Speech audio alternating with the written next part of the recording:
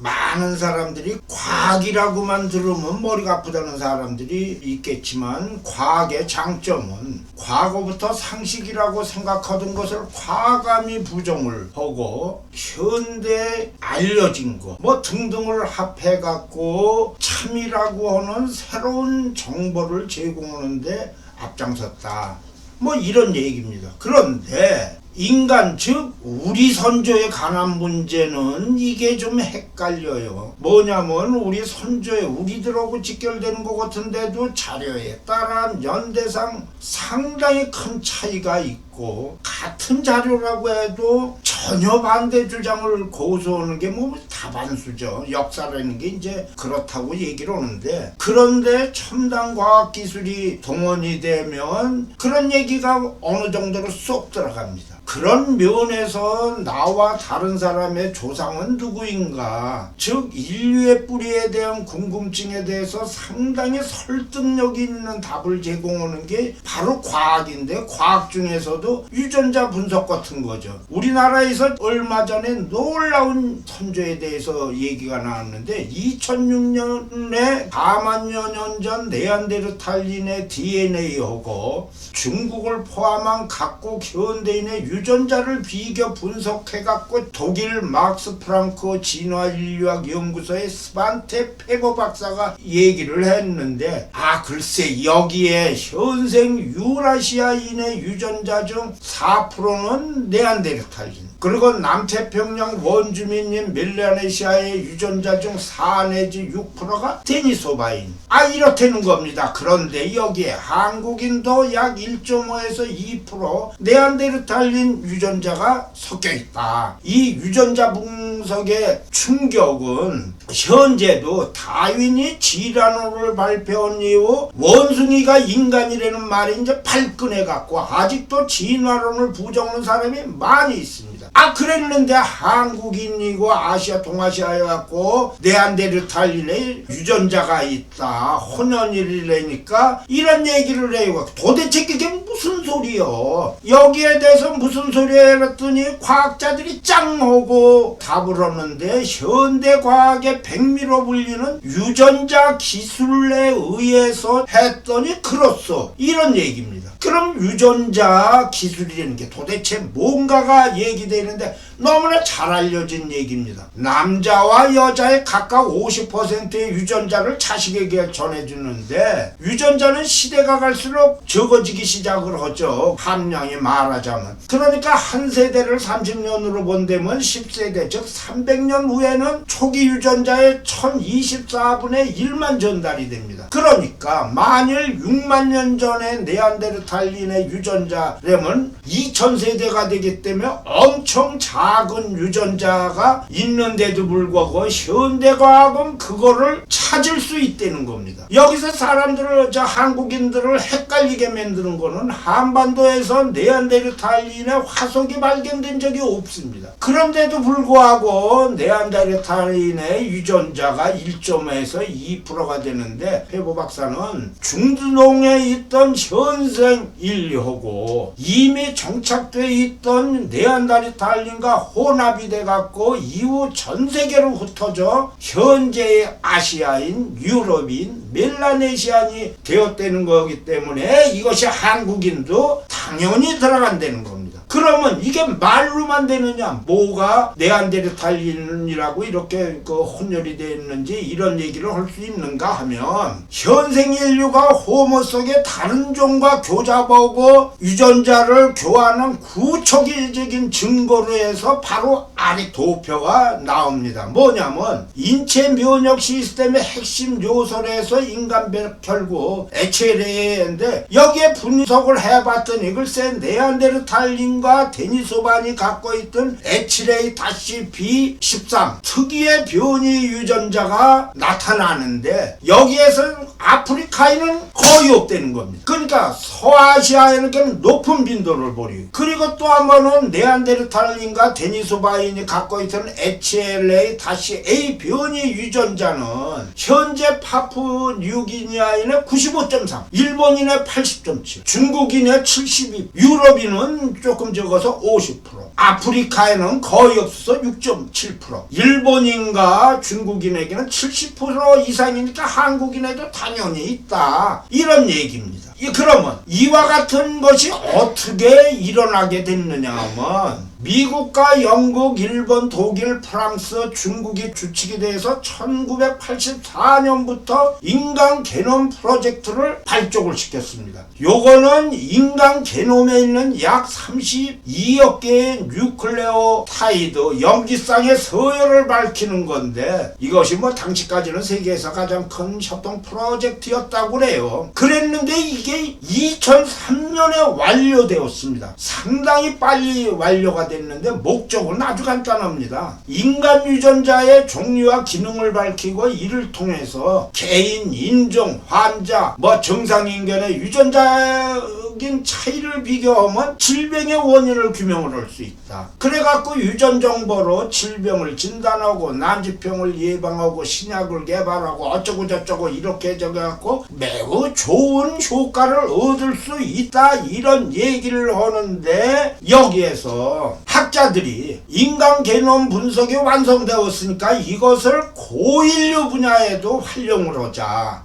이랬어요. 그런데 이게 서양학자들이 이거를 시작을 할 때 매우 불순한 의도로 시작을 했습니다. 그 이유는 뭐냐면 네안데르탈린과 호모사피엔스 크로마뇽이 포함이 되는데 유전자를 비교 분석하면 유럽인의 기본인 크로마뇽이 결국 현재의 호모사피엔스 현대 인류가 되었다. 이런 걸 증명할 수 있다는 거예요. 그러면 이게 무슨 소리냐? 현재 유럽에서 기위반을 잡은 크로마뇽이 세계를 석권했다는 뜻은 세계 문명이 서양인들로부터 시작되는 걸 유전자로도 알 수 있다는 겁니다. 그러니까 네안데르탈린이 호모사피엔스에서 멸종됐다는 흔적을 DNA로 찾아보면 크로마뇽이 신인류가 되었다는 걸 확인할 수 있다. 그러니까 유럽이 세계를 갖다가 제패하는 건 당연한 거다.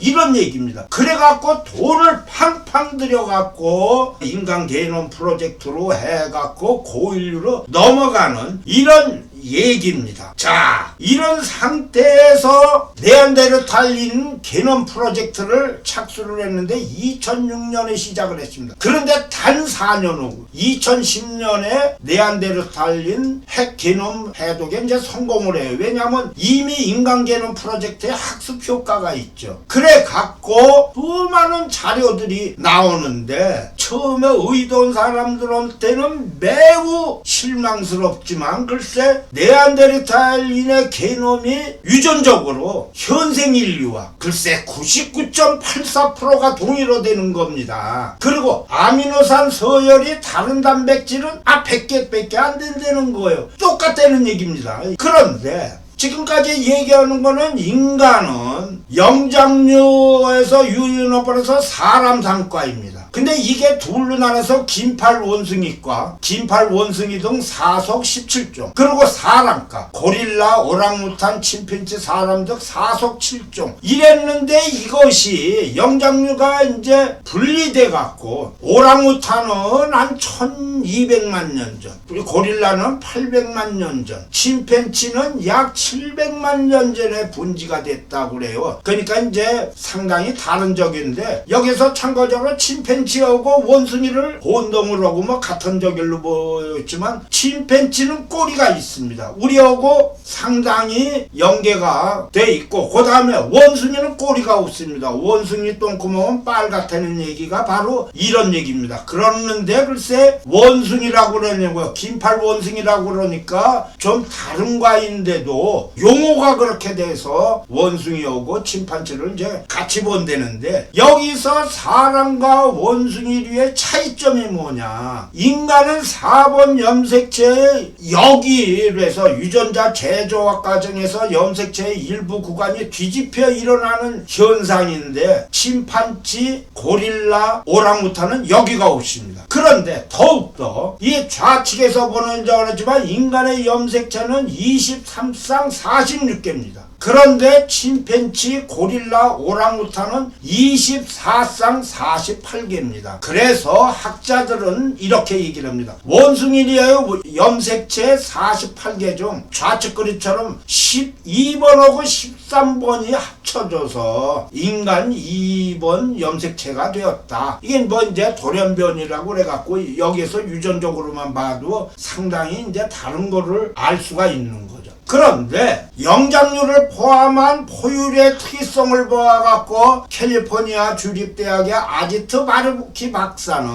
CMAH 유전자의 돌연변이가 생겨갖고 영장류 세포편에는 이 NEU5G 당분자가 이게 NEU5AC로 대체됐다는 겁니다. 그랬는데 요 유전자가 매우 중요한 거는 이족 보행으로 길고 탄력 있는 다리와 큰 발, 단단한 엉덩이, 근육 뭐 이런 게 발전하고 요 유전자가 다른 동물보다 더 효율적으로 열을 발산하는 광범위한 땀샘 체계도 있다는 거예요. 그래서 바로 이 돌연변이 유전자로 해갖고 먼 거리를 다른 동물보다 덜 지치고 달릴 수 있다. 이렇게 좋은 점도 있지만 뭐 나쁜 점도 있는 거죠. 반면에 제2형 당뇨병 발병 위험이 높아지고 또 빨간 고기 섭취에 따른 암 발생 위험도 높였다. 뭐 하여튼 유전자로 해갖고 단류되는 얘기입니다. 이게 이제 돌연변이에서 했다는 거죠. 그랬는데 거기에다가 타인의 인간의 진화계통도에서 언어가 중요한데 그래갖고 학자들이 침팬지가 인간하고 가장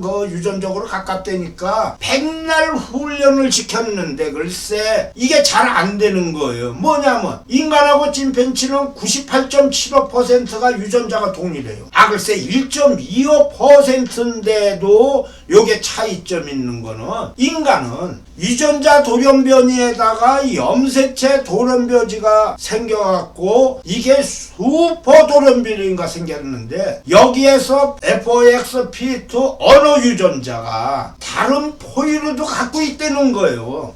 그런데 쥐도 3개고 침팬지도 있는데 이게 진화 과정에서 FOXP2 유전자가 아주 적은 돌연변이를 일으켜갖고 인간의 언어 구사 능력이 높아졌다. 아주 적은 돌연변이가 얼굴, 목, 음성기관의 움직임을 통제하는 뇌를 활성화시켰다. 뭐 이런 얘기예요. 네안데르탈인 게놈 프로젝트가 계속적으로 연구되다 보니까 글쎄 2018년에는 새로운 각도의 연구 결과가 나타났는데 이게 뭐냐면 네안데르탈인의 DNA가 현대 인간 게놈의 2 내지 5% 하더니 어느 분류에서는 20% 이상이 된다는 겁니다. 이게 무슨 소리냐? 현대인이 네안데르탈인과 다름이 없다는 겁니다. 그래갖고 지금 현재는 예전에는 네안데르탈인, 크로마뇽인, 현대인 짝 하더니 이게 유전자로 해갖고 분석이 돼서 네안데르탈인, 데니소바인 그리고 지금 알려지지 않은 별종 그러니까 화석이 이제 제대로 안 나온 겁니다. 그 다음에 호모사피엔스, 크로마뇽인들 뭐 이렇게 해갖고 이것이 이제 현대인이 됐다는 거죠. 근데 여기서 보시면 이들이 아시아의 위쪽으로 내려왔는데 위쪽에서는 끊어져 버립니다. 그러니까 네안데르탈인의 지금 화석이 극동 이런 데서는 안 나타나지만 유전자가 있는 거는 틀림없다는 거죠. 여기에서 하버드 대학교의 상가라라만 박사는 더 놀라운 얘기를 했어요. 뭐냐면 네안데르탈인 DNA가 현대인 게놈에서 1004개가 발견되는데 665명의 살아있는 사람들의 게놈에서는 네안데르탈인 DNA를 확인하면서도 놀랍게도 전체 네안데르탈인 게놈의 20%에 달하는 이게 이제 늘은 겁니다. 네안데르탈인 유전자 단편을 현대 인간에서 확인한다. 그러니까 무슨 소리냐? 네안데르탈인과 호모사피엔스 두 인간을 아종으로 분리해서 차이를 설명하는 게 불가능하다는 얘기입니다. 네안데르탈인을 인간종으로 그냥 그냥 넣어야 된다는 거예요. 옛날처럼 나누는 것이 이게 뻥이라는 얘기입니다. 왜냐하면 유전자적으로 보면 그렇다는 얘기죠. 그러면 네안데르탈린에 대해서 이제 유전자가 있는데 DNA에서 매우 중요한 역할을 했다는 겁니다. 말하자면 호모사피엔스가 생존에 네안데르탈린의 DNA가 아주 중요한 열쇠가 됐다는데, 이것은 뭐냐면 네안데르탈린에서 현대인으로 이전된 유전자 대부분이 매우 유익한 유전자라고 보는 겁니다. 그래서 피부색에 영향을 미치는 네안데르탈린 유전자가 동아시아인에는 약 66%, 유럽에는 70%가 발견된다는 거예요. 특히 이들 네안데르탈린 DNA가 루푸스, 당집성 강경병, 크론병, 제2형 당뇨병 등에 큰 영향을 미쳤다. 자, 그러니까 네안데르탈린 유전자가 좋은 면도 있고 불리한 면도 있다, 이런 얘기입니다. 그런데 더욱더 놀라운 거는 유럽 여성 3인 중 1명이 프로게스테론 수용체 유전 변이체를 물려받았다는 거죠. 프로게스테론은 너무나 잘 알려진 얘기죠. 난소, 태반 및 부신에서 생성되는 스테로이드성 호르몬인데, 태반 포유류의 임신, 생리주기, 성형 및 배아 생성에 관여를 한다. 어쩌고 저쩌고 하는데 중요한 거는 배란된 난자가 수정되지 않으면 프로게스테론 수치가 급격히 낮아져 갖고 두터워진 자궁내망이 유지되지 못해서 이제 파열로 생리가 일어난다는 거죠. 말하자면 임신 호르몬 이런 게 안 일어난다고 하는 건데, 네안데르탈린이 현대어고 임신, 생식 결정적인 영향을 미쳤다는 거죠. 그러다가 보니까 무슨 얘기가 되느냐, 야 이제 네안데르탈린이 뭐지? 어떤 적이지? 이제 연구를 하기 시작하다가 보니까 아주 놀라운 것들이 나오는 거예요. 사실은 예전에서부터 계속 연구가 됐지만 현재 평가가 아주 새롭게 되는 거죠. 그래서 여기서 얘기 드리는 건 현재까지 발견된 고고학 증거에 의한 네안데르탈린의 설명입니다. 네안데르탈린이 이제 사용한 도구의 생활인 2010년 전까지만 해도 고고학계에서는 네안데르탈린이 예리한 돌과 같은 매우 단순한 도구만 사용했다.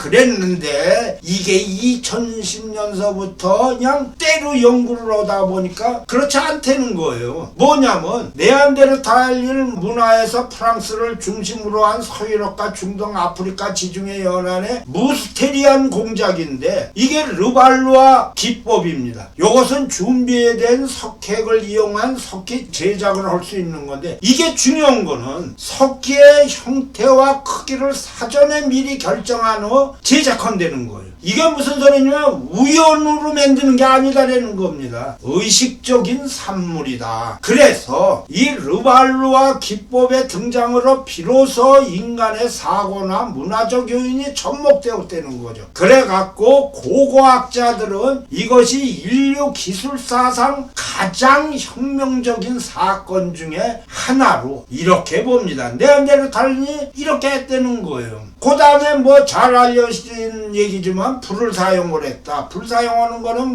북경 원인이 한 70만 년 전, 100만 년 전으로도 거슬러 올라가는데, 연구에 의하면 양면 석기로 해갖고 부싯돌 같은 거를 했다는 겁니다. 처음에는 그저 이 부싯돌 같은 도구가 고기를 쓸다든가 이런 걸로만 생각했는데, 글쎄 석기를 황철석 같은 돌에 두들기는 흔적을 발견했어요. 말하자면 네안데르탈린이 체계적으로 불씨를 만들었다는 겁니다. 이게 정말로 놀라운 얘기 중에 하나인데, 여기에서 네안데르탈린이 말을 할 수 있느냐입니다. 지금까지도 크로마뇽이 오고 크로마뇽이나 현대인이 말을 할 수 있었다 이러기 때문에 생존에 유리했다고 그러는데, 하면서 네안데르탈린은 끙끙거리는 정도는 가능하지만 언어는 제대로 구사하지 못했다 이렇게 얘기를 했는데, 글쎄 1989년 이스라엘의 케바라 동굴에서 6만 년 된 네안데르탈린의 목의 윗분 좌측입니다. 하갈의 위쪽에 위치하는 설골뼈를 발견한 겁니다. 우측은 현대인입니다. 똑같죠. 그래서 3D X선 영상 기법을 사용해서 봤더니 현대인이나 네안데르탈린이나 둘 다 성대를 사용을 했다는 겁니다. 여기다가 더욱 놀라운 것이 네안데르탈린이 글쎄 매장을 했다는 겁니다. 이것은 네안데르탈린은 현대인의 조상으로 간주할 수 있는 결정적인 근거로 보는데 약 10만 년 정도서부터 시신을 의도적으로 신중하게 매장을 했다는 겁니다. 여기에서는 뭐 한 사람만의 유골이 아니라 집단의 유골도 이제 나올 정도죠. 그 다음에 뭐 더불어 몇몇 시신들은 동서방향의 일정한 방향으로 매장했다. 매장에 대해서는 계속 나옵니다. 2015년도에 유물들이 나오는데 여기서 보면 산이달 동굴이 아주 유명합니다. 약 40세의 남자를 다리를 접고 구부러져 오는데 인골주의로 접시꽃 어쩌고 저쩌고로 꽃가루 화석이 발견했네. 이거는 죽은 사람에게 꽃을 바치고 시체를 정성스럽게 묻었다는 거죠. 이게 문화활동의 한 증거라는 겁니다. 이 매장의 중요성이 뭐냐? 현재의 네안데르탈린 연구가 급속도로 진전되는 이유다 이겁니다. 여기에서 그러다가 보면 어디서 생활을 하느냐? 우크라이나에서 44,000년 전에 네안데르탈린의 집을 보니까 메모드 뼈로 만든 원형 구조로 했는데 넓은 쪽이 26비트나 됩니다. 뭐 상당히 큰 건데 여기에 조각품 황토색 알료도 있고요. 화로들이 줄줄이 나오고 그래서 여기에 야채 요리에도 먹고 이렇다는 얘기입니다. 네안데르탈린의 상당 부분이 육식을 한 거는 사실입니다. 그랬는데 네안데르탈린이 지역에 따라서 물고기, 연체동물, 해상자원 이런 걸 쫘르륵 먹었다는 거고 놀라운 거는 스페인의 엘시드 론동굴인데 네안데르탈린 치아에서 석회화된 프라그를 발견한 거예요. 이게 무슨 소리냐면 네안데르탈린이 야채를 요리하고 쓴맛이 나는 약용식물 그 중에서도 글쎄 거기서 발견되는 게 포플러나무하고 푸른 곰팡이의 DNA가 나왔는데 이게 무슨 소리냐? 아스피린하고 페니실린 같은 약용식물을 먹었다는 겁니다. 이러다가 보니까 네안데르탈린에 대한 생각이 확 바뀌는데 문화적 소양이 다분히 있어갖고 글쎄 아래와 같이 벽화를 만들었다는 겁니다. 이거는 상당히 놀라운 얘기입니다. 예전에는 벽화라든가 그림은 문화적인 소양이 있는 크로마뇽이 만들었다는 등 현대인이 했는데 이건 뭐 네안데르탈린은 4만 년이 훨씬 넘는데도 벽화를 만들었다는 거죠. 거기다 음악도 했다는 거예요. 피리도 하고 현재까지 네안데르탈린에 얘기했던 상식은 모두 바뀐다는 얘기입니다. 여기에다가 글쎄 네안데르탈린에 병든 사람들을 돌보아 줬다는 거예요. 그 다음에는 네안데르탈린이 옷을 입었는데 옷을 입고 다닌 최초의 종입니다.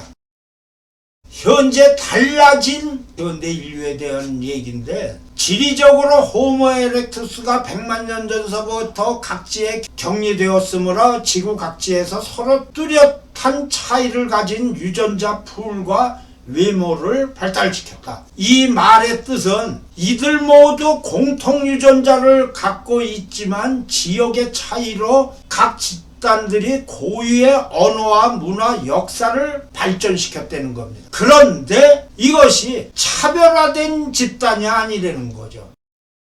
결론은 이와 같습니다. 애리조나 주립대의 마이클 바통 교수가 얘기를 하고 네안데르탈린이 멸종된 것은 현생 인류에게 밀렸기 때문이 아니라 오히려 네안데르탈린이 변화한 환경에 잘 적응했기 때문이다. 그래 갖고 12만 8천 년에서 한 2천 년 전 유럽과 아시아의 동굴 유적지 석기를 분석하고 이동 범위를 조사해 봤더니 빙하기로부터 먹을 것이 부족해 갖고 멀리 이동을 하다가 보니까 각지에서 적은 사람들이 들어가 갖고 유전자 전달 양이 적었다는 겁니다. 그래서 무슨 소리냐, 외부적 원인이 아니라 내부적 원인, 즉 현대인이 좀 많았다는 거예요. 그래서 유전자 결합으로 인해서